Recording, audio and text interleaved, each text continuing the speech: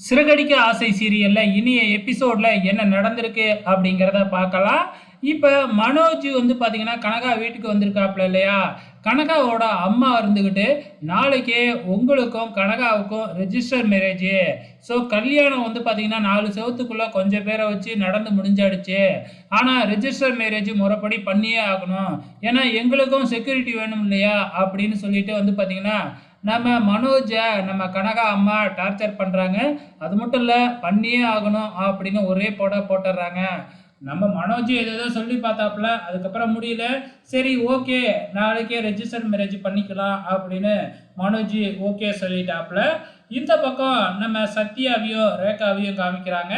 So 2 பேரையும் வந்து பார்த்தீங்கன்னா, இங்கேயே வச்சுக்கணும் அப்படின்னு சொல்லி சிந்தாமணியும் சிந்தாமணியோட வீட்டுக்காரரும் பிளான் போட்டிருக்காங்க இல்லையா? இப்ப அவரு வந்து பார்த்தீங்கன்னா, என்னோட ட்ரீட்மெண்ட்டுக்காக நான் கேரளா போறேன்.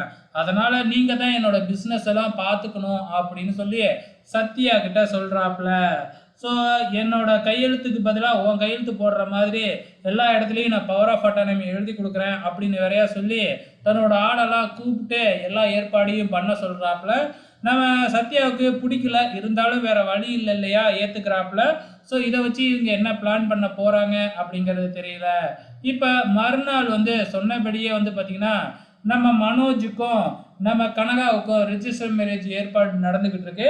ஸோ அதுக்கு முன்னாடியே நம்ம முத்துவும் மீனாவும் அங்க வராங்க. எதுக்காக வராங்க அப்படின்னு பாத்தீங்கன்னா, மேல ரூம் கட்டுறாங்க இல்லையா, அதுக்கு முறைப்படி பர்மிஷன் வாங்கணும்னு சொல்லிக்கிட்டு இருந்தாங்க இல்லையா, அந்த பர்மிஷனை வாங்கறதுக்காக தான் ஆபீசரை பார்க்கறதுக்காக இங்க வந்திருக்கிறாங்க. ஸோ இவங்களுக்கு பின்னாடியே நம்ம மனோஜ், ரேகா, நம்ம ஜோசியக்காரரு, சந்தோஷ் எல்லாமே வராங்க.